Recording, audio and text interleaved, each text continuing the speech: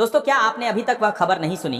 क्या राहुल गांधी ने चुनाव आयोग का एफिडेविट का चैलेंज दहाड़ते हुए स्वीकार करने वाले हैं या फिर खुद चुनाव आयोग अपने ही खोदे हुए गड्ढे में गिरेगा? दरअसल राहुल गांधी ने संसद से निकलते ही एक जोरदार बयान दिया है, जिसके वजह से चुनाव आयोग के मुंह पर तमाचा लगा है। अरे भाई, उन्हीं का डेटा है, वो अपने वेबसाइट से वही डेटा निकाल दे।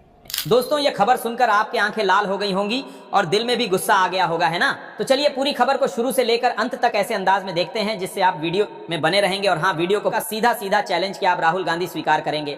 आज संसद के गेट पर, जैसा कि आप जानते हैं, संसद परिसर से निकलते हुए राहुल गांधी ने आखिरकार चुनाव आयोग का चुनौती स्वीकार करने वाली बात पर जबरदस्त बयान दिया और कहा दिया, भाई मैं क्यों साइन करूं? आपका डेटा है, डाल दीजिए वेबसाइट पर, दूध का दूध और पानी का पानी हो जाएगा। आप एक बार वो बयान खुद सुनिए। अरे भाई, उन्हीं का डेटा है, वो अपने वेबसाइट से वही डेटा निकाल दे। मेरा डेटा थोड़ी है कि मैं साइन करूं, उनका डेटा है। आप उठाइए अपना डेटा, हमने आपको ही दिया है, आप उसको अपने वेबसाइट में लगा दीजिए, पता लग जाएगा आपको।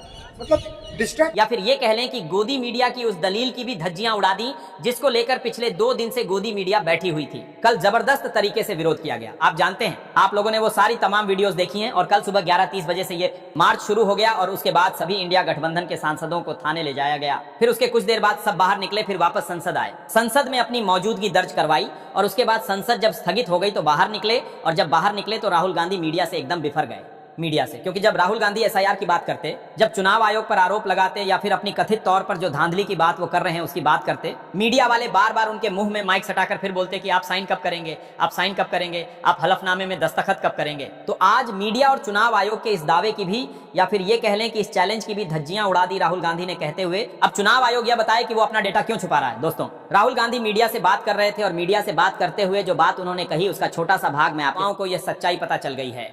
अब चुनाव आयोग का छिपना मुश्किल है।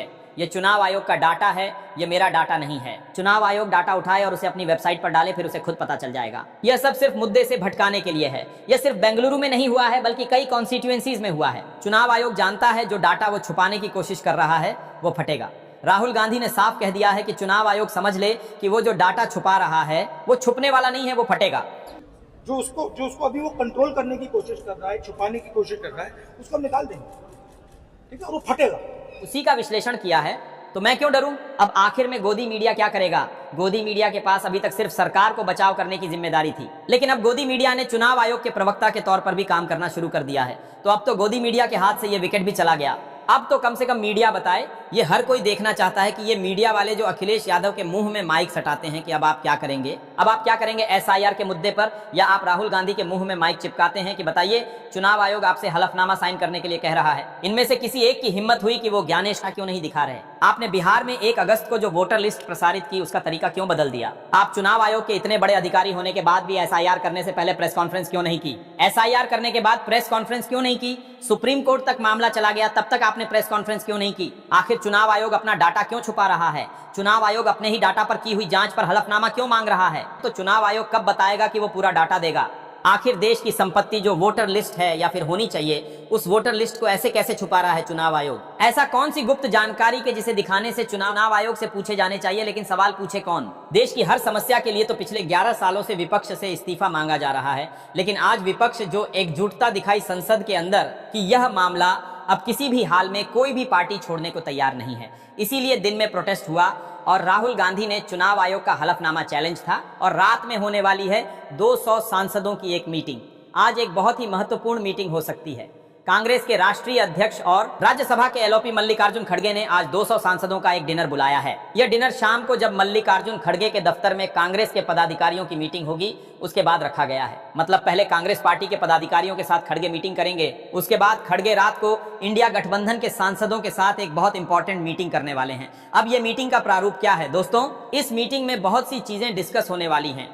इसमें कांग्रेस पार्टी के सांसद तो होंगे ही, उसके अलावा अलग अलग जो इंडिया गठबंधन के दल हैं उनकी मौजूदगी यहां पर होगी। और अब इस पूरे मुद्दे को लेकर, चाहे वो एसआईआर का मुद्दा हो या फिर राहुल गांधी के खुलासे का मुद्दा हो, इसको देश में कैसे फैलाया जाए और एक आंदोलन खड़ा किया जाए, इस पर अब एक तरह से मोहर लगा दी है कांग्रेस पार्टी ने। और इसकी तैयारियां आप देखिए। कल राहुल गांधी ने एक वेबसाइट लॉन्च की, आप इस वेबसाइट को देख सकते हैं। राहुल गांधी ने वेबसाइट लॉन्च करके लोगों से अपील कर दी कि लोग उनके साथ इस वेबसाइट के जरिए जुड़ें। इसके अलावा दोस्तों एक कैंपेन शुरू कर दिया गया कांग्रेस पार्टी द्वारा। मिस कॉल का नंबर भी जारी कर दिया गया कि आप मिस कॉल दीजिए इस नंबर पर, और मल्लिकार्जुन खड़गे आज रात एक मीटिंग लेने वाले हैं। वैसे एक बात है दोस्तों कि राजनीति ऐसी चीज है कि आपको कभी बुरा नहीं होने देती। इसमें कोई दो राय नहीं है कि मल्लिकार्जुन खड़गे काफी बुजुर्ग हैं, लेकिन आज संसद के बाहर जब मार्च पर उतरा इंडिया गठबंधन तो खड़गे साहब की एनर्जी देखने लायक थी। बस की दरवाजे पर खड़े होकर खड़गे साहब देखिए कैसे नारेबाजी कर रहे थे। मतलब क्या, एक आक्रोश, एक युवा नेता के अंदर वाला आक्रोश खड़गे साहब ने दिखाया।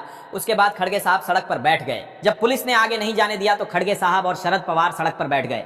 दोनों सीनियर नेता हैं, दोनों कितने बुजुर्ग नेता हैं, लेकिन आप देखिए विपक्ष का जो हौसला है कितना बुलंद है, किस लेवल पर आक्रामक है विपक्ष। ये बहुत बड़ी बात है दोस्तों। और उसके बाद खड़गे साहब को थाने ले जाया गया तो वो थाने भी गए, और फिर थाने से वापस आने के बाद खड़गे और जेपी नड्डा की तू मैं भी हुई है बहस में। मतलब खड़गे साहब फिर संसद भी आए, दोनों की बहस हुई। फिर शाम को मल्लिकार्जुन खड़गे के दफ्तर में उनके पदाधिकारियों की मीटिंग होने वाली है, और फिर रात को वो बैठक करने वाले हैं 200 सांसदों के साथ। ये बताता है कि पूरा का पूरा जो एक नैरेटिव है जिसको जनता अभी हाथों हाथ ले रही है, सोशल मीडिया में उसका काफी उथल पुथल है। हर कोई उसको देख रहा है, समझ रहा है, उसको किसी भी हाल में हाथ से नहीं जाने दिया जाए। अब कोई भी मौका छोड़ने को तैयार नहीं है तमाम विपक्षी दल।